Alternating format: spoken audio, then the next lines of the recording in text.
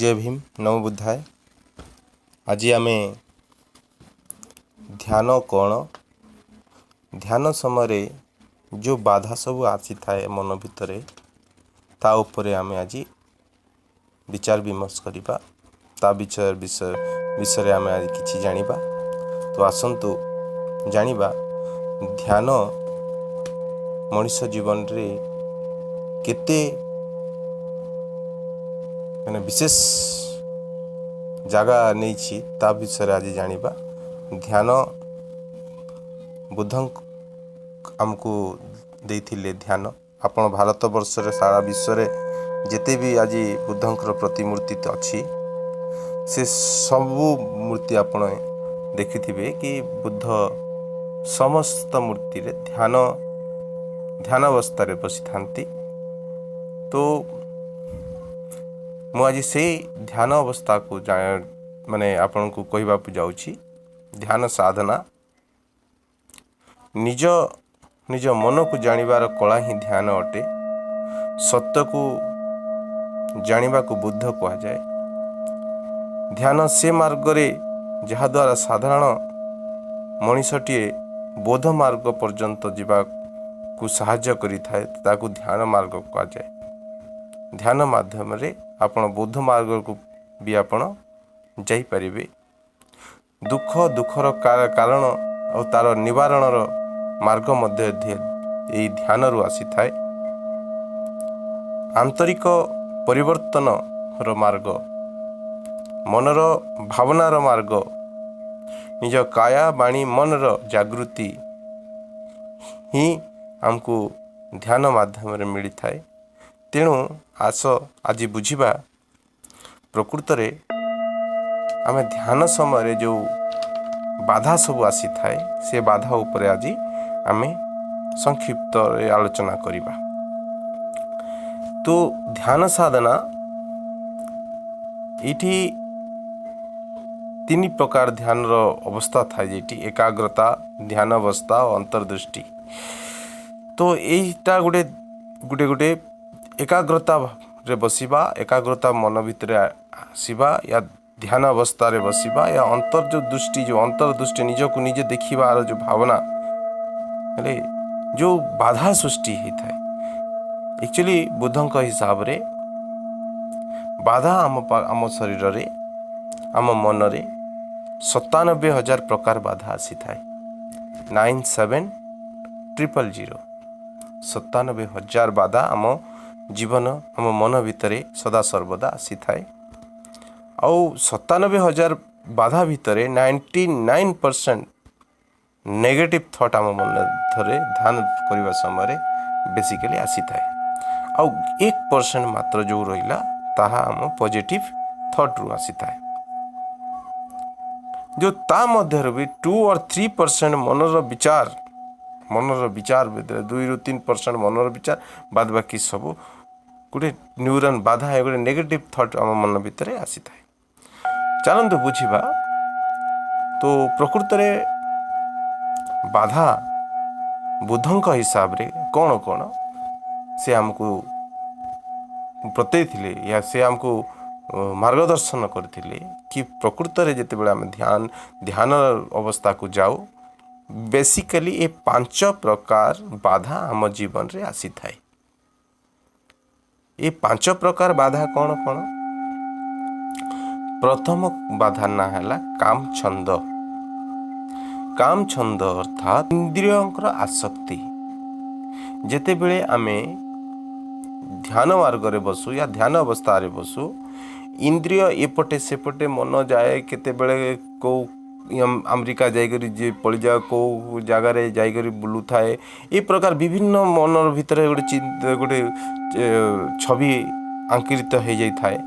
तो आम धीरे धीरे आम मनटा सियाड़े अति गतिशील अवस्था गति करि थाए। तो काम छंद हैला ध्यानर प्रथम बाधा। काम छंद माने इंद्रिय आसक्ति जोठी आमको आम जीवन रे तथा ध्यान रे मध्य बाधा सृष्टि करि थाए।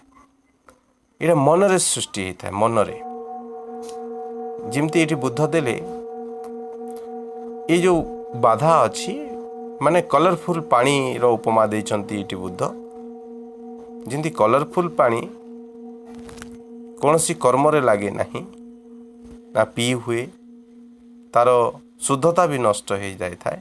ଠିକ୍ ସେମିତି ଯେଉଁ ମନ ଭିତରେ ଯାହା ବି ଆମେ ଧ୍ୟାନ ସମୟରେ ବାଧା ସୃଷ୍ଟି ହେଉଛି, ସେଇଟା ବି ଗୋଟେ ପ୍ରକାର ଦୂଷିତ ପାଣି, ମାନେ ସେ ପାଣିର ପ୍ରକୃତ ଗ୍ରେଭିଟିଟା ନଷ୍ଟ ହୋଇଯାଇଥାଏ। ଯେମିତି ଠିକ୍ କାମଛନ୍ଦ ଯାହା ମନ ଭିତରେ ଆସିଥାଏ, ଧ୍ୟାନ କାମଛନ୍ଦ ମାଧ୍ୟମରେ, କାମଛନ୍ଦରେ ପଡ଼ିବାରୁ ଇନ୍ଦ୍ରିୟ ଆସକ୍ତି ହୋଇଯିବାରୁ ଧ୍ୟାନର ଅବସ୍ଥା ସେ ପାଣି ସଦୃଶ ଦୂଷିତ ହୋଇଯାଇଥାଏ।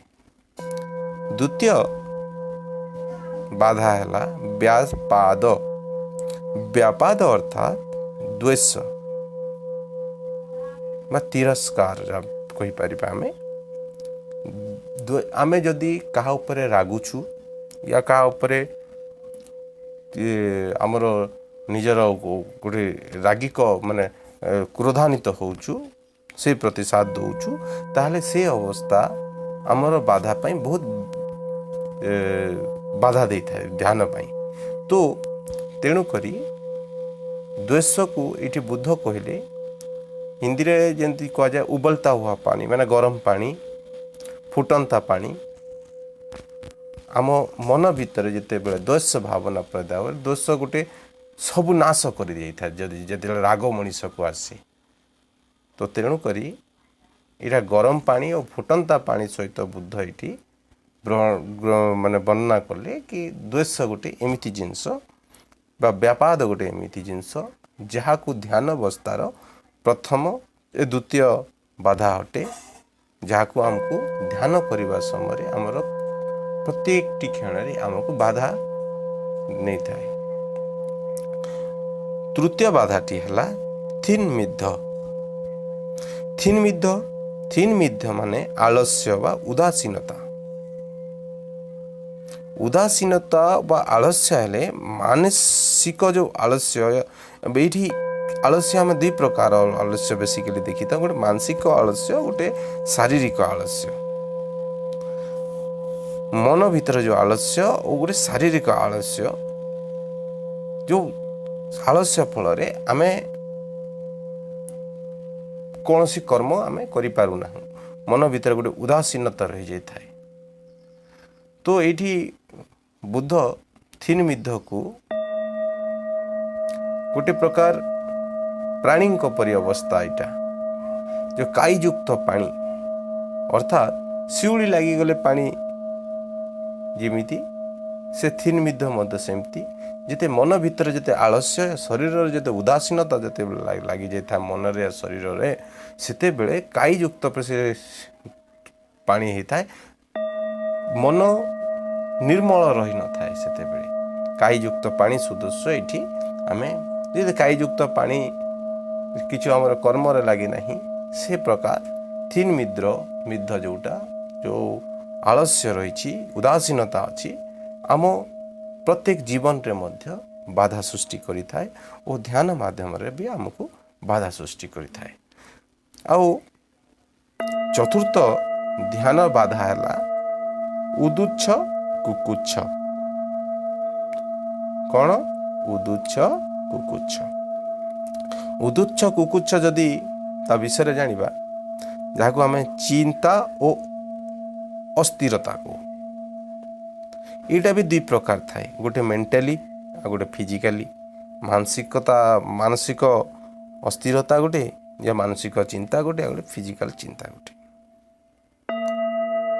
ଯେତେବେଳେ ମନ ଭିତରେ କୌଣସି କଥାକୁ ନେଇକି ଚିନ୍ତା କରିବା କିମ୍ବା ମନର ଅବସ୍ଥା ଯଦି ଭଲ ନଥିବ, କି ଫିଜିକାଲି ଆମେ ବି ଏତେ ପ୍ରମ୍ପ୍ଟ ହେଇନଥିବା, ପ୍ରସ୍ତୁତ ହେଇନଥିବା, ତାହେଲେ ବି ଆମ ମଧ୍ୟରେ ଗୋଟେ ଚିନ୍ତା ଅସ୍ଥିରତା ଯଦି ଲାଗି ରହେ, ତାହେଲେ ଧ୍ୟାନ କରିବାକୁ ଆମକୁ ବାଧା ସୃଷ୍ଟି କରିଥାଏ। ତ ଉଦୁଚ୍ଛ କୁକୁଚ୍ଛକୁ ବୁଦ୍ଧ ଏଇଠି ସମୁଦ୍ରର ଲହଡ଼ି ବା ଚିନ୍ତା ବା ଅସୁସ୍ଥତାକୁ ଏଇଠି କହିଛନ୍ତି। ଯେପରି ସମୁଦ୍ରର ଲହରୀ समान भाव में आसे नहीं, केतेबेले छोट केतेबेले बड़, केतेबेले जोर से आसे केतेबेले धीरे आसे। तो उदुच्छ कुकुच्छ जोटा चिंता अस्थिरता मध्य आमको एमती बांधी रखी दे थाए जे आम मन ध्यान आड़ को जीवाई भी प्रतिरोध सृष्टि करिथाए। तेणु एटा हैला चतुर्थ प्रकार ध्यानर बाधा। आ गोटे पंचम ध्यान बाधा हैला विचिकिच्छा। विचिकिच्छा माने शंका कुशंका। शंका कुशंका इटा भी दुई प्रकार हुए, बाह्य शंका अभ्यंतरीण शंका। बाह्य भी प्रतिषाद होता है, भितर भी प्रतिषाद। कौन सी जिनस को आमे जदि मन रे शंका जात करदे ता प्रति कि एटा पिंधिले एटा कौन हेबो कि, एठी गले काम हेबो कि, एठा को ए करि पारिबो कि, ए जो प्रश्नवाचक चिन्ह मन रे जो शंका अछि कुशंका अछि, ए कौन करे ना प्रकृत रे बाधा। जो ध्यान कले कौन आमको बुद्धत्व प्राप्त हेबो कि, आमे ध्यान करबा रु आम कौन बुद्ध हो जाय पारिबु कि, मनर जो क्लांति दूर हेबो कि, मनर जो जागृति बढ़िबो कि नहीं। ये जो मनर जो संकलना, मनर जो भीतर जो थिबा जो शंका कुशंका को आमे एठी विचिकिच्छा कहू। तो एठी बुद्ध ए विचिकिच्छा को माने दुर्गंध पानी सहित बा दूषित पानी सहित बा दुर्गंध युक्त पानी सहित एठी वर्णना करिसंती। तो दुर्गंध युक्त पानी जेमिति कौन सी कर्म रे लागे नहीं, आमे से पानी को फोपाड़ी दे थाउ। से थी पाई ए विचिकिच्छा जो अच्छी, जो शंका को शंकार भाव जेते बेले मन भितरे उठी थाए, मन भीतर को जगह नहीं थाए, ताले हमको से ध्यान मार्ग रे जीवा को हमको बाधा सृष्टि करि थाए। तो एठी बुद्ध कहले ए पांच प्रकार जो ध्यान रो बाधा बा ए जीवन रो बाधा हमको कौन सी कर्म भी करने को दिए नहीं, बाधा सृष्टि करिथाए, अंतरक सृष्टि करिथाए। तेणु यह प्रति आमे सजग हेबाको पड़िबो। आमे ई प्रति आमे जदि लड़िबा नहीं, यह को बाधा को आमे चिन्हिबा नहीं, आमे जेते बेले ध्यान करूछु, ध्यान अवस्था रे बसुछु, विभिन्न प्रकार 97,000 प्रकार जो बाधा आसुची, प्रकृत रे जेते बेले आमे ध्यान अवस्था रे थिबा या ध्यान करबा को जीवा